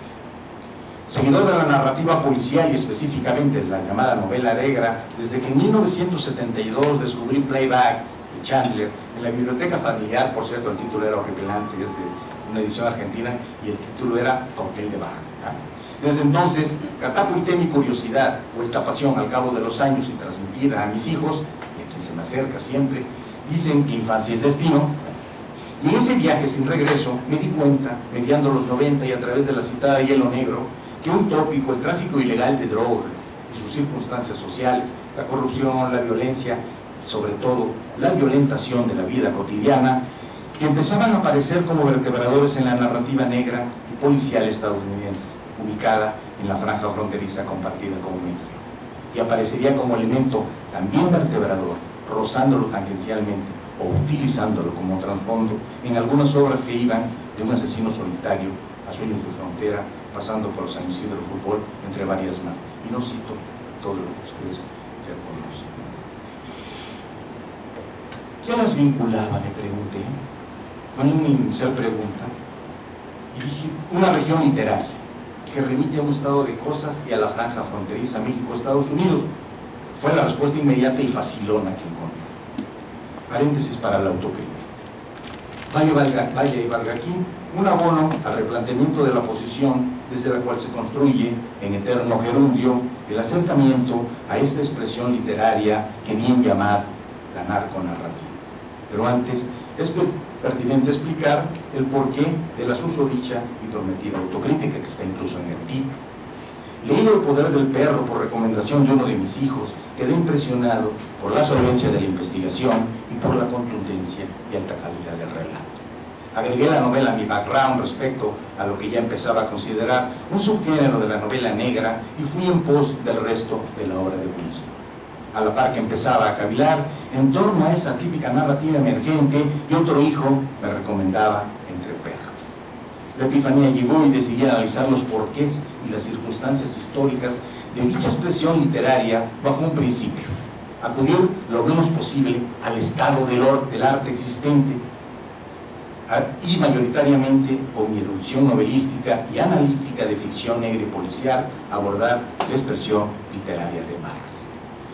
Hice a un lado, no quise entrarle a revisar todo el estado del arte y de la cuestión, aunque lo tenía yo ahí. Quería ver qué pasaba. No pasó nada, bueno, pues. Y en 2002, por más de 15 años, poco más de 15 años después de la inquietud despertada por Hielo Negro, concluyó una primera aproximación a la tal narconarrativa que le andamos diciendo.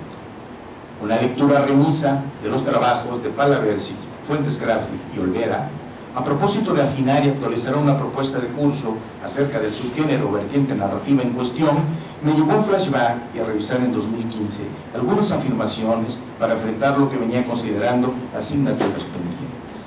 Resultando de ello, el presente textito que se fue haciendo casi solo. Paso a las revisiones críticas y autocríticas. La afirmación de Diana Palaversi respecto a que Contrabando es la primera y la gran novela del narcotráfico, escrita casi 20 años antes del auge de la literatura en cuestión, me hizo leer dicha obra como novela y acuciosamente, ya que solo la conocía como obra de teatro y como tal no entraba en mi esquema bajo la égida de la narrativa negra. Esa lectura concluí sin duda, de acuerdo con la autora, como Olvera, que hasta donde sabemos única novela del dramaturgo chihuahuense es la primera de la literatura del tráfico ilegal de drogas o narcotráfico, o sobre el narcotráfico o de la narcoliteratura. Estoy también de acuerdo con Olvera en que la pionera Contrabando es un texto coral y pendular que transita de ida y vuelta entre el teatro y la narrativa. Agrego que tanto de la narrativa de ficción como la de no ficción, y que no está contada en tono negro. Por lo que concluyo y reafirmo también que bajo, y siempre solo bajo, los parámetros que en términos estrictamente literarios se establecen para comprender a la narconarrativa como un subgénero o vástago del género negro, las novelas de Winslow y Almazán serían para mí las cimas del tal subgénero. Y libre del corsé subgénero, por supuesto que estoy de acuerdo con que las hasta ahora 3 cimas de la literatura del tráfico ilegal de drogas, literatura sobre el narcotráfico, literatura del narcotráfico, narconarrativa, narcoliteratura o narrativa de la violencia, cuyo tópico o referente directo circunstancial es el tráfico ilegal de drogas, son en orden alfabético. Las novelas de Almazán, Rascón Bandero. Asimismo, no incluyo a Contrabando en Trabajos del Reino ni a Fiesta en la Madriguera, dentro de lo que considero la narconarrativa como un subgénero negro. Yo creo que las novelas de Contrabando, Trabajos del Reino y Fiesta en la Madriguera son lo atípico dentro de estas atípicas narrativas. De hacerlo, serían 3 ejemplos atípicos de alta calidad dentro de lo atípico. Y la prueba de que más allá de anatemas facilones, esgrimidos por algunos analistas exquisitos, debemos observar y privilegiar los árboles, o árboles como estos, dentro de un bosque que, cierto, está lleno de poca literatura y abundante mecanografía, alguna de esta muy sobreestimada. La argumentada reticencia de Fuentes Craftsy y Olvera para anteponer el mercadológico mercantilista y el mercantilista prefijo narco a la expresión literaria que nos ocupa, merece por lo menos un qué tal que sí podríamos anteponerlo. Vale para ello citar a Storch, compañero de quien afirma, cito a Carlos, el término narcotráfico incluye una palabra, tráfico, que tiene un significado peyorativo y otro positivo. En el primero, el peyorativo, se le da el sentido de comercio clandestino vergonzoso e ilícito. En el segundo, el positivo, se entiende como negociar, traficar con, que nos lleva a negocio, del latín negotium, ausencia de ocio.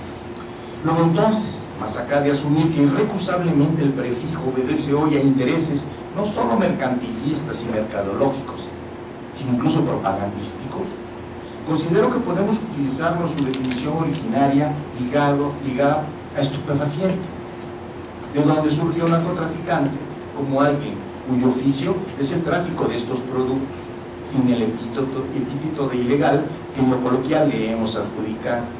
Y aunque cierto sea que la invasión ad nauseam de los estereotipos creados por la industria respecto a la llamada narcocultura los han vuelto cuasi arquetipos de una realidad que muta y se convierte en escenario creado por la tal industria cultural, ¿sí? Cada vez nos parecemos más a como nos definen en las películas y en las series, y hacemos todo lo posible por ser así o por parecer.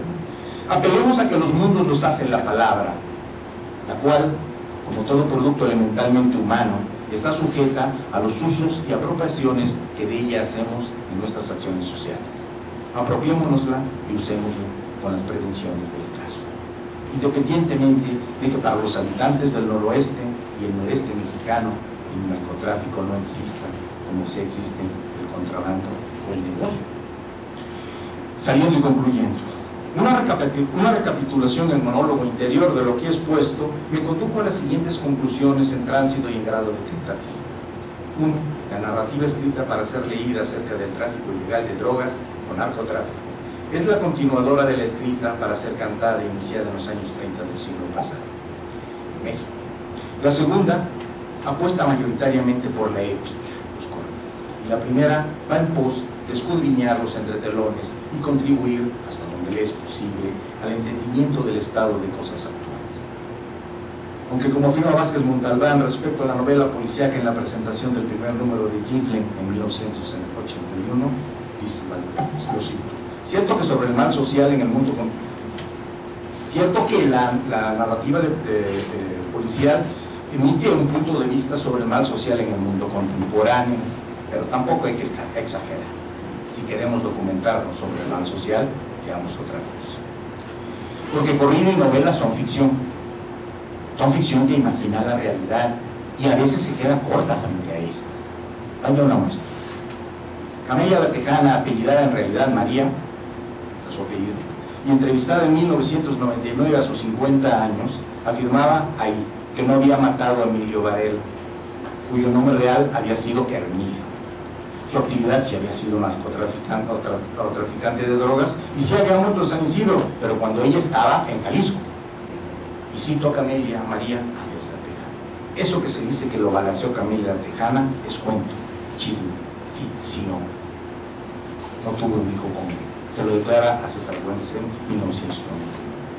Confiesa también Camelia que siendo veinteañera fue a la cárcel por contrabandista y a pregunta expresa del entrevistador acerca de si sabe disparar, responde: hay cosas que las manos nunca olvidan. Voy a citar a un querido amigo, compañero, nos recordó hoy, a Juan Vicente Melo. Juan Vicente Melo, siempre que se presentaba ante cualquier auditorio, decía: yo soy un gran mentiroso. Estaba diciendo la verdad. Entonces, era un gran mentiroso. Eran las únicas veces que decía la verdad, cuando decía que él era un gran mentiroso.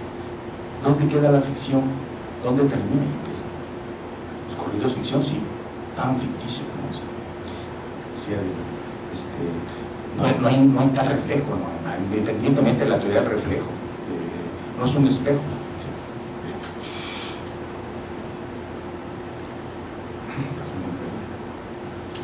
Dos, Contrabando es la novela inaugural de la narrativa acerca del tráfico de drogas o narcoliteratura, o de una de las expresiones de la literatura de la violencia, quizás su obra maestra hasta ahora, y un magno pastiche que transita por variados géneros de ficción y no ficción. Y vale abundar en el propio título, que alude a una práctica social y actividad mercantil y legal que desde el siglo XIX es habitual entre la población fronteriza, ya sea como vendedor o comprador. Bajándose a la costa del Golfo de México, conocemos al contrabando como fayuc y a sus vendedores como fayuqueros. Por ello Rascón Banda atisba ese negocio desde una desprejuiciada posición, ya que el tal contrabando es algo cotidiano en las regiones noroeste y noreste de México, al igual que en los puertos del Golfo y el Pacífico. Y se deslinda Víctor Hugo así de la emergente violencia vivida en 1989, cuando concluye que en ese mundillo inmerso, ya en los nuevos tiempos del narco, la traición y el contrabando no solo son cosas incompartidas, sino que, cito Víctor Hugo, terminan con muchas vidas. 3. Bajo esta lógica debo apuntar, más acá de los monólogos pontificadores que muchas veces nos aquejan en la academia, que las opiniones de Palaverchi, Fuentes Crafts y Olvera deben ser retomadas por su solidez. De entrada, propongo imbricar a las cada vez menos atípicas narrativas acerca del tráfico ilegal de drogas como parte de las narrativas de la violencia o de la cotidianidad violentada. Asimismo, considero como literario y genérico al Poder del Perro, que hoy debe ser evaluado como díptico junto a su continuación El Cártel, como la hasta ahora novela más importante y acabada, sin ser desde mi óptica la mejor que consta, dentro del subgénero narconarrativa y siempre solo dentro de él. Igualmente, Entre Perros es una novela que deja muy poco que hacer a la imaginación de autores, lectores y actores respecto al tópico en cuestión, e inserta un conjunto de elementos para crear, insisto, desde mi óptica, enmarcada en lo de tal subgénero, la obra mayor estilísticamente hablando de la narconarrativa como subgénero de la novela negra y partes de la narrativa de la violencia. Ambas novelas son los espejos obligados para confrontar las expresiones del subgénero producidas desde ese no tan lejano 2009 hacia el futuro. En lo referente al tópico de manera integral, hay que confrontarlas con Contrabando, como la hasta ahora obra maestra de las narrativas de la violencia articuladas por el tráfico ilegal de drogas como tópico central o circunstancia. Nada más, pero nada menos. Gracias.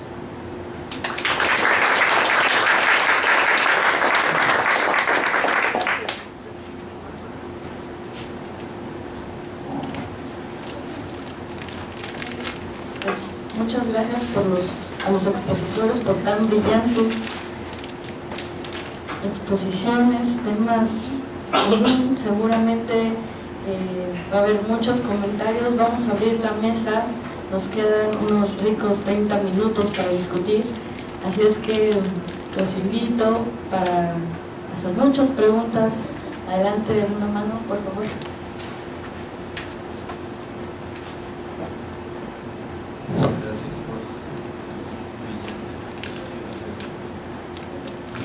Mucho. Una nota al alcance, Arturo. Me gustó mucho que empezaras con ese corrido de Pablo López. Una historiadora, Nicole Bouquier, analiza este momento histórico que es cuando empieza la Nacha a perder el monopolio que tenía en Ciudad Juárez, básicamente era el opio y marihuana. Aquí hay que resaltar la intervención del gobernador Rodrigo Quevedo, quien es quien manda a matar a Pablote. Y me parece importante resaltarlo porque junto con el gobierno de Abelardo Rodríguez en Baja California, estos dos gobiernos dan la línea de control de parte del poder postrevolucionario sobre todas las corporaciones, sabemos lo que conocemos como corporativismo, los sindicatos, etc. Bueno, también el crimen organizado está controlado por el gobierno. Por eso es importante resaltarlo, porque hay un punto de cambio aquí en cómo se va a organizar el crimen organizado, para que sea la redundancia, ya ahora con la autorización y el control de las autoridades. Y esto no tendríamos que remontarlo a Miguel de la Madrid, sino ya tempranamente a los años 30.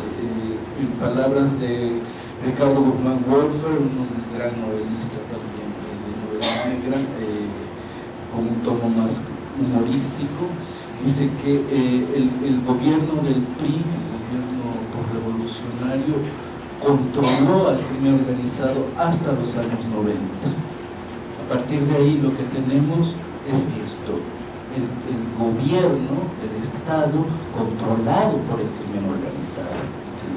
Y este es un gran cambio histórico también que hay que señalar. Muchas gracias.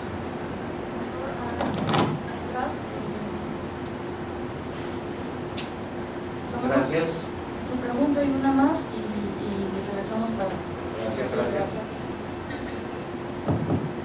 Ya, bueno, también obviamente los felicito a los tres por sus intervenciones y bueno, me gustaría, digamos, un poco puntualizar que tanto Ramón como Arturo nos han permitido visualizar al menos dos orígenes importantes de esto que se acabó llamando narconarrativa, narcoliteratura, literatura del narcotráfico, y uno es efectivamente la novela de la Revolución Mexicana, que incluso a su vez es resultado de algo que viene del 19, que es la novela del bandolero, que muta la del revolucionario, que termina la del cacique y que llega la del narco, y que en el fondo es la ausencia de gobierno. Frente al no gobierno, el no Estado, es la ley del más fuerte. Y primero la va a poner el Zarco, luego la va a poner Demetrio Macías, luego la va a poner Pedro Páramo y hoy día la pone el Chapo Guzmán. Entonces ese es un origen importante para entender estas narrativas. Y por supuesto hay todo un imaginario muy importante que es también el del narcocorrido. Yo un poco más adelante en mi ponencia voy a tocar justamente este tema, pero ese es un campo de estudio que hay que agradecer a Ramírez Pimienta que lo está abriendo, que es que mucho antes de que hubiera narconovela, hubiera narcocorrido. Y muchos novelistas son conscientes de esa deuda del narcocorrido, y bueno, tal cual aparece el personaje del narcocantante en las narrativas. El propio Almazán, en el más buscado, ese Chalo Gaitán, manda a traer a un cantante de corridos porque le dice: Chato, solo tú puedes contar mi historia. Entonces ahí hay un reconocimiento de que esta narcoliteratura no sería posible sin la previa existencia del narcocorrido. Incluso en contrabando. Finalmente este dramaturgo escribe una obra de teatro basada en un corrido que sí llega a estrenarse pues en el Distrito Federal, y no así con la película. Entonces ahí hay algo interesante. Hay dos productos de escritura, dos proyectos de escritura en esa novela, que uno es la película que no se materializa y otro es la obra de teatro basada en un corrido que sí se materializa. Entonces hay una conciencia muy clara de estos narconovelistas, de que ellos son los hijitos de los corridistas.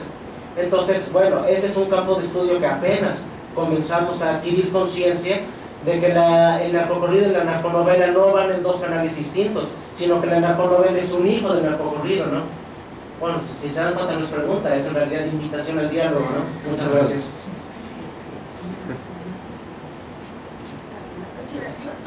Tomamos una más y pasamos a la en toda razón, no lo había pensado así, pero también si lo pensamos, actualmente efectivamente también las series son exactamente eso mismo, o sea, la continuidad de también de todos los escritores actuales, los literatos son los que están escribiendo las narcoseries. Entonces también ahí hay como una línea de continuidad, también parte del corrido, sigue con la literatura y termina la televisión, que es como también un corrido muy mediático. No, un agregado para la ponencia, que ahora tienen también en el estado de Veracruz un excelente cronista de esto, que bueno, que la ha descubierto Almadía, Fernanda Melchor,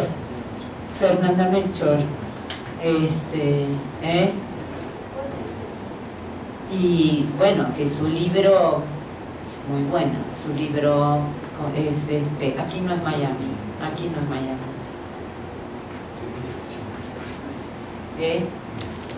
Sí, me imagino, porque, bueno, como se está escribiendo la crónica hoy en día.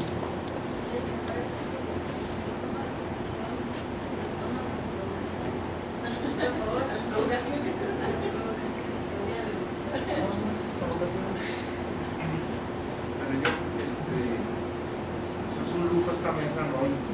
Este auditorio. Compartir algunos casos sobre el narcocorrido. Un buen amigo, Rubén Tinajero, hizo su maestría en los 90s en la Universidad de La Habana, y Rubén toda su vida se dedicó a la música sinfónica y esta cuestión, dijo que iba a hacer su tesis sobre el narcocorrido y generó una carcajada de está bromeando, ¿no? Hizo la tesis, ganó el premio en Chihuahua, inclusive cuando lo presentó en La Habana estuvo Marapuerto. O sea, y es un libro que es interesante porque aborda el narcocorrido desde la sociodinámica, pero también desde la música. Dice, damos por sentado que es muy fácil hacerlo y nos explica toda la variación que ha tenido. Hay un libro que igual para próximos congresos que es importante, que se llama Conversaciones con la muerte, un premio de testimonio de David Piñón, que tiene que ver con este trabajo de recaudar o de escuchar los relatos de las víctimas y de narrar. Y pues para no hacerles el cuento más largo, él trabaja en el Heraldo de Chihuahua. A 15 metros está la sede de la Procuraduría, pero 15 metros, y llegó un comando armado a decirle, si presentas ese libro, 15 metros de la Procuraduría. Nos supera mucho la realidad a la ficción. Y hay un dato ahí interesante, Montoya, lo conozco por el apodo del Gato. Él hizo su doctorado en músicas norteñas y me decía que tiene solo la letra del primer corrido de tráfico de sustancias prohibidas, y fue falluquear o traficar con canela, que es un corrido al tráfico de la canela. Solo tiene la letra, pero igual sí me facilitan que guste el correo para hacérselos llegar, porque ahora resulta que la canela, que es del siglo XIX, ¿no? Y también ¿será una denominación? ¿Será canela de verdad? Esa puede ser. No, perdón, pero aparte es un tráfico al revés. Es de Estados Unidos a México meter la canela. Sí, muchas veces ese corrido ha sido pensado si la canela no será eufemismo a otra cosa. Sí, claro, es canela. No hay misterio, ¿no? Pero es un tráfico al revés. Ante la escasez de México era canela que se traficaba de los Estados Unidos. Entonces eso nos abre otra dimensión. Siempre hablamos de tráfico de aquí para allá, pero de allá para acá también se trafican otras cosas como canela. De California para acá, ¿no? Claro. Sí, ¿verdad? Ya Fox está feliz. A ver si se le quitan las reuniones.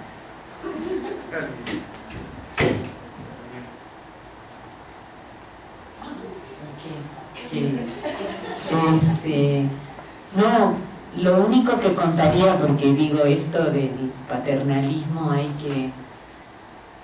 yo creo que no es solo una actitud de la literatura, ¿no? Yo lo noto aquí, viniendo de una cultura que no es paternalista, y bueno, tengo un ejemplo prácticamente en carne propia, ¿no?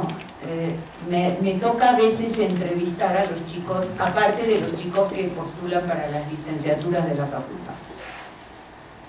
Y entró uno de los chicos que yo, no sé, vi algo en él, la forma de mirar mi oficina, que no me gustó. Además de que no le veía perfil para la carrera, ¿no? O sea, para la carrera de estudios literarios. Escritura deficiente, falta de lectura, mala escolarización. Pero dije, no, capaz que es un prejuicio mío, es un prejuicio de clase, es esto. Yo hice la recomendación de que me parecía que no, pero como obviamente para letras no tenemos los 500 postulantes que por ahí tiene Ciencias Políticas y Comunicación Social, donde sí eligen chicos que saben escribir realmente, porque hay 30 o 60 vacantes y se cubren. Incluso el año pasado se tuvo que subir la media de puntaje porque eran tantos los buenos que había, que no es nuestro caso. Cuando veo, me toca en clase, esforzado, pero no bueno para esto, ¿no? Bueno, la cuestión es que era con dos este problema, y empiezo a investigar sobre compañeras y había visto gestos muy feos de machismo, incluso me entero que en una reunión que hicieron, uno de los dos le había pegado a una de las chicas, que amenazó con denunciarlo y qué sé yo. Y esos dos chicos eran tutorados de uno de mis colegas. chicos que no, para mí, no tenían dotes intelectuales. Uno de mis colegas, tenemos ahora un sistema de becas, por ahora, de rectoría, porque el rector que subió hace 6 años recortó todos sus propios privilegios, o sea, ya no hay auto con chofer para el rector, ya no hay teléfono celular pago, y para los directores. Y ese dinero lo destinó a investigación y a becas de alumnos, ¿no? Incluso cada reunioncita no hay ni Coca-Cola. Y un día estaba yo con una colega argentina y habíamos hecho por la entrega de los certificados de PRODEP, y le digo, vas a ver, ahora le voy a decir al rector, che, para el otro PRODEP tuvimos, aunque sea, unos sandwichitos. Y vas a ver que me va a decir, no podemos tener esos privilegios cuando hay alumnos que no tienen que comer. Entonces, cuando ya se fueron todos, me acerco al rector y le digo, che, mi sandwichito, no podemos.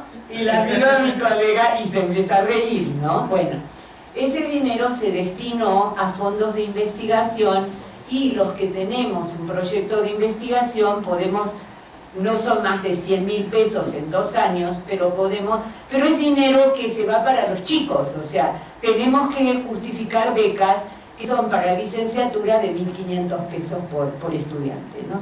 Por mes. Entonces, no es dinero para nosotros, pero bueno, yo he becado, por ejemplo, el chico que tiene ahí en nuestro libro el artículo sobre Breaking Bad, lo hizo con esta beca. Bien. La cuestión es que me entero que mi colega le estaba dando una beca. Claro, los ponen de siervos en la oficina. Búscame este libro, guárdame esto. Pero no es para lo que están pensados estas cosas. Bueno, la cuestión es que yo el semestre pasado, para hacerlo corto, me tenía que ir a Buenos Aires, ya tenía el pasaje, no, antes de las vacaciones de Pascua. Y había chicos que no me habían entregado el trabajo. Entonces les digo, bueno, yo no voy al campus porque estoy en el campus aeropuerto, que es más lejos, no voy al campus, por favor, me lo entregan en casa, mi casa está en el centro. Entonces vinieron a entregarme los trabajos a la casa, y se entera dónde es mi dirección. Bueno, de aquí que, bueno, me dejó el trabajo, es ciclista además, y anda siempre en bicicleta, ha tenido, creo que hasta intervino en campeonatos y todo.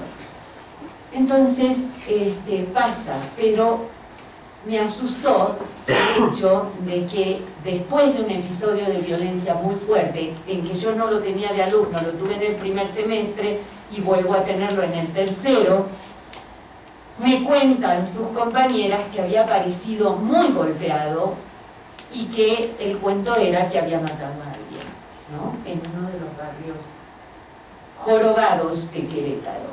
Bueno, y me dice, ¿no lo viste cómo está? No me lo había cruzado en el campus, y él hace lo posible por no cruzarse conmigo.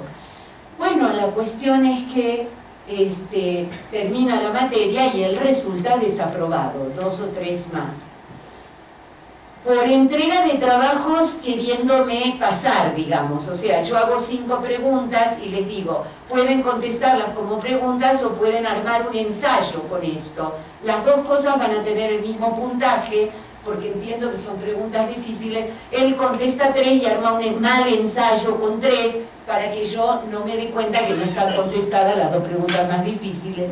Entonces lo desapruebo. Que les cuento que el 3 de junio, fue antes de las vacaciones. El 3 de junio yo estaba en casa, me acuerdo porque el cumpleaños de mi hermana, estaba hablando con ella, me golpea la puerta, abro, ¿a quién me encuentro? A con su bicicleta, ¿no? Por supuesto lo hago pasar, y me empieza a contar. No, usted sabe que yo, la vez pasada, dice, fui acompañando, dice, a 2 conocidos que estaban entregando. Claro, para estos chicos que no van a... Fíjate cómo ellos arman el retrato para paternalizarse, ¿no? Y acá se cae mucho en la trampa, ¿no? Ahora voy a contar el caso con mis 2 colegas. Entonces me dice, usted sabe que fui acompañando a entregar.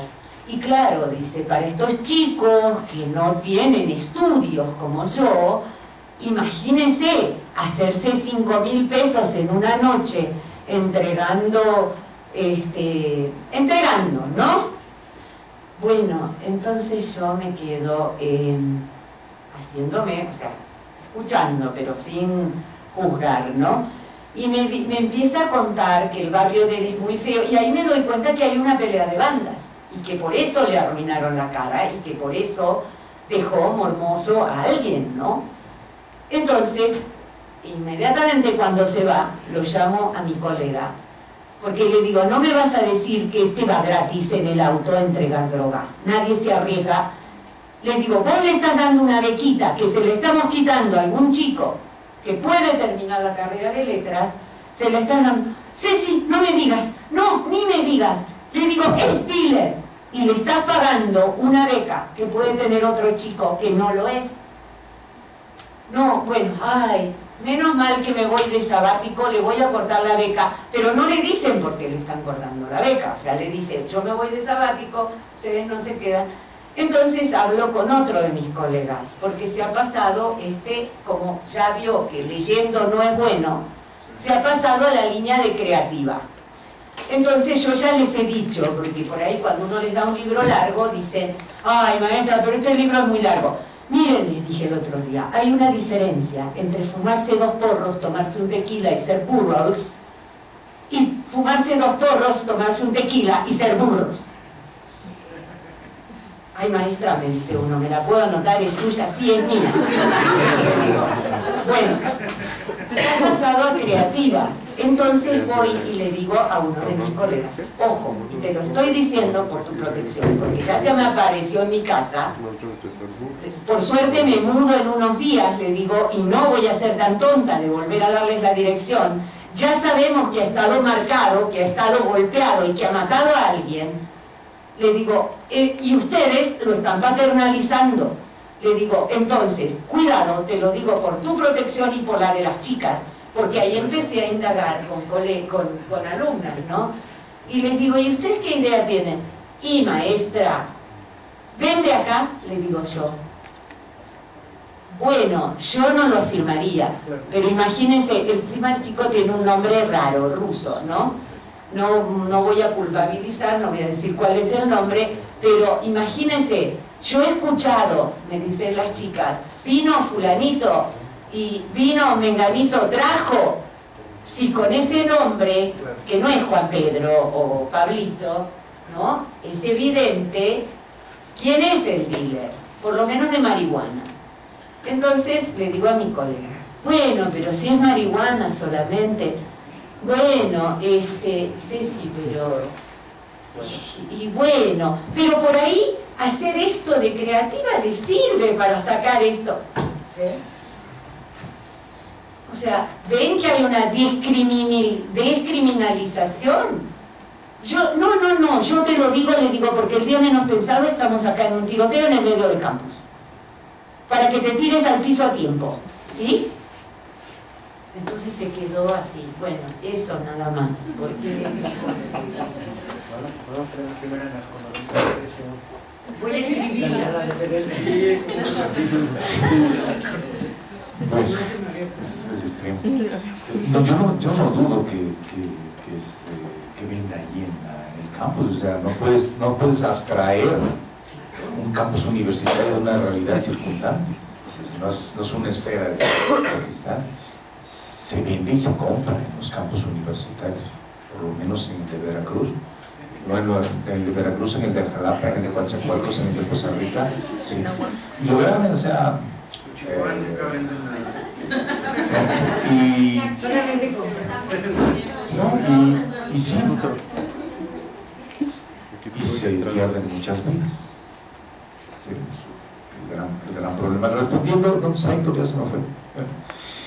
Sí, y si entendemos como Estado moderno mexicano, que se plasma en la Constitución de 1857, que se desarrolla y se cimenta después de una Constitución hecha por ilustrados para una sociedad tradicional, como quiera que sea, pero ahí se define en el 57 lo que es el Estado mexicano moderno. Y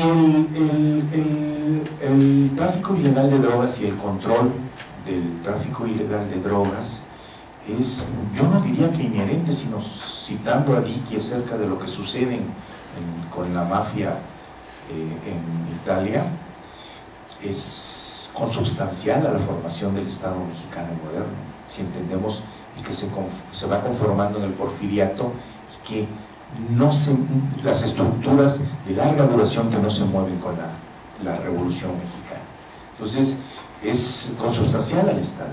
O sea, lo que cita de Chihuahua y de la famosa de Baja California es tal, ni siquiera, repito, inherente, sino consubstancial. Es un hecho.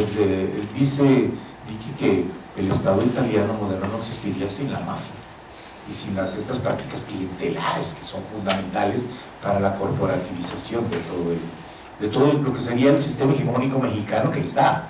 O sea, le hemos dado la vuelta a algunas cosas, pero está. Era bueno abundar. Como el textito no era la idea de contextualizar demasiado, evité todo el aparato crítico que está lleno, ahí en algún momento se los ha de llegar.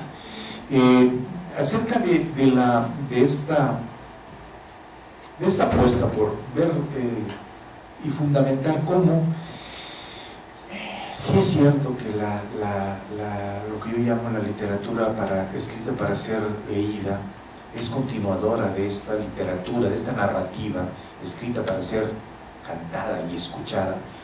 ¿Dónde están los eslabones? ¿Sí? ¿Dónde está el eslabón perdido? Que esa es mi búsqueda. Bueno, me quedan unos cuantos años, pero quiero dedicarla a la búsqueda de este eslabón perdido, y que puede ser precisamente alguien como Víctor Hugo Rascón Banda. Es interesante lo que decía hace rato Diana, perdón que se me olvidó, esta visión de la literatura, de la narrativa regional o literaturas regionales frente al centralismo, ¿no? Al final de cuentas el DF es una región también, en todos los sentidos. Entonces, sí, lo que pasa es que los chilangos no se autoven así, y perdón porque yo soy de acá en parte, ¿no? Críticamente, pero también de parte de nosotros en provincia, existe lo que yo llamaría un síndrome de un chauvinismo de pequeña potencia regional, que lo que oculta es un síndrome del marginal. Lo veo con Héctor, a lo mejor si me deja mentir, pero espero que no me deje mentir. En Jalapa hay un viejo café que se llama Café Parroquia, que no es el café de la parroquia de Veracruz, que por cierto muy mal, no vayan, el café sin falta. Entre broma en serio, uno dice que entra al Café Parroquia en Jalapa y grita poeta y voltea 19 de los 20 que están ahí, ¿no? Bien. Pero se sienten marginados por los chilangos. Entonces yo creo que siempre hay que tomarlo con pinzas esto, ¿no?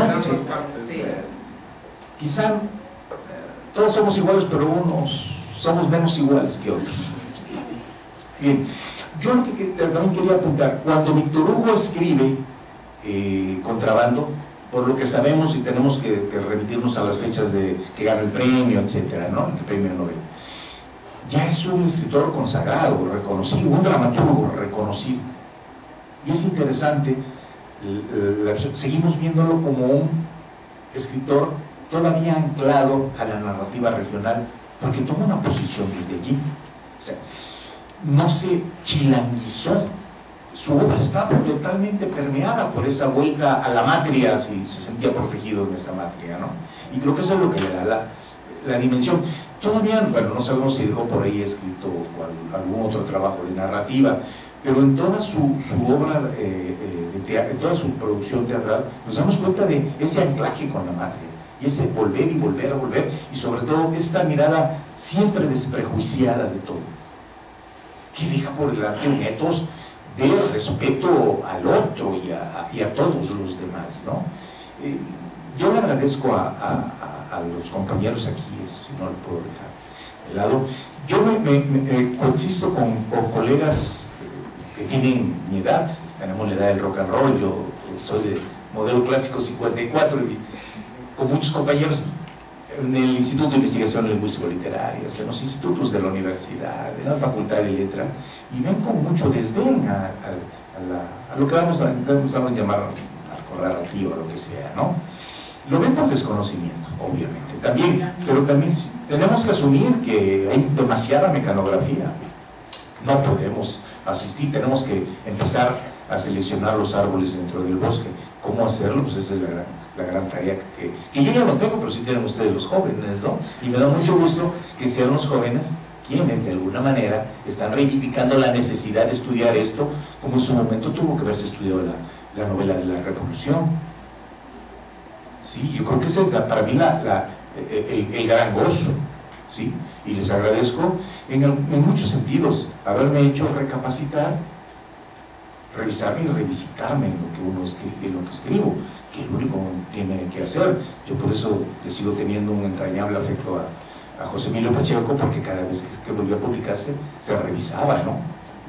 Y se se canibalizaba, y se recitaba y citaba y se corregía. Pues, lo que vimos hoy que hizo Diana, me parece que eso debe hacerse, traer de nueva cuenta todo aquello que producimos y someterlo a las visiones de los demás.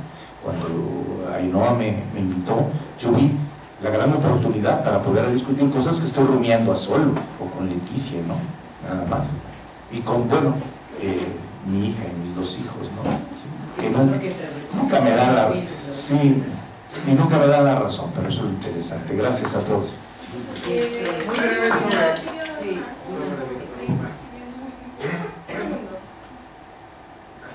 Muy breve. La primera obra de teatro de Víctor Hugo Rascomanda está perdida y es sobre Bob Dylan. Y tiene que ver con la conexión corrido literatura-música, porque Víctor Hugo, cuando iba a Chihuahua, si había reunión, fiesta, era obligatorio, conjunto norteño y música norteña tradicional, Triste Recuerdo, Bonita Finca de Adobe y todo eso. Era obligado, o sea, el Víctor Hugo está muy marcado. Otra cosa es volver a Santa Rosa, el libro de relatos de Víctor Hugo, que ya se ve esta atmósfera y el tono narrativo que yo creo que es el que le permite desarrollar Contrabando. Y la tercera, El baile de los montañeses, que es una obra muy dura y que tiene que ver con el narcoestado y con la violencia de Estado, donde está el pueblo y los demás obligan a que duren bailando no sé cuántos días la gente, y si alguien deja de bailar. No. ¿Es una obra de teatro? Es una obra de teatro. Enrique Pineda también, Enrique Pineda, la mejor compañía de teatro de la Universidad. Ah, no sabía. Y hay una adaptación. Elmer Mendoza adaptó Contrabando a teatro. Una vez me comentó para la Universidad Autónoma de Sinaloa que él hizo su adaptación libre. Sería bueno recopilar por mera curiosidad ese documento. Sí, pero nada más, en esa entrevista que tiene con Proceso en 99. Sí, está. Víctor Hugo lo que cuenta es que fue a petición expresa. Él tenía escrita donde estaba la novela y que le pidieron una obra de teatro para el festival creo que fue el Festival del Centro Histórico de Ciudad de México. Y lo único que se le ocurrió, porque no tenía tiempo y sus obras, bueno, una obra nueva le pidieron. Lo que cuento allí, coge tres monólogos o tres personajes y inserta el del escritor. Por lo que él dice allí, quizá no existía en la versión original de la novela premiada en 91. Ese es un detalle que yo hoy tengo pendiente de rastrear. No sé si entre sus archivos esté esa versión original mecanografiada en aquel entonces, y que pudiera ser muy distinta. Y lo que dice después, que las últimas 8 páginas eran las por las que no la publicaba. Entonces creo que esta es también tarea de ir en pos de ello. Y Diana, que creo que le toca. Sí, desde Australia o Croacia. sacamos desde acá la información. Quizás había que hablar con Braulio Peralta también. Yo no sé, porque él en realidad fue el que él debe de saber más. Creo que su sobrina, ¿no? Sí, Lorena Serrano, su sobrina. Rocío Galicia también tiene mucho de él. Y yo creo que habría que ver quiénes fueron los jurados del premio. El jurado debe de tener o sea, se debe acordar por lo menos si venían ese personaje que esperemos. Ramón, tú lo puedes hacer, es tu compatriota. te tomo por chauvinismo pequeño.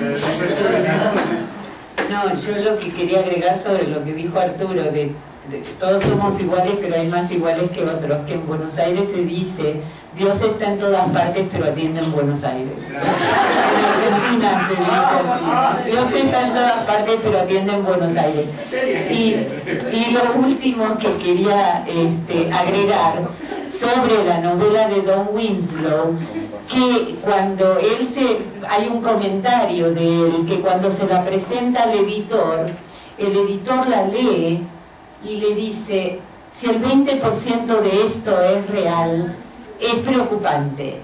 Y él dice, el 90% es real, solo cambié los nombres y agrupé, que es lo mismo que hace este chico Alarcón en Argentina, que desdobla narradores, que es chileno por cierto, ¿no? Pero se crió en Argentina y estudió en Argentina.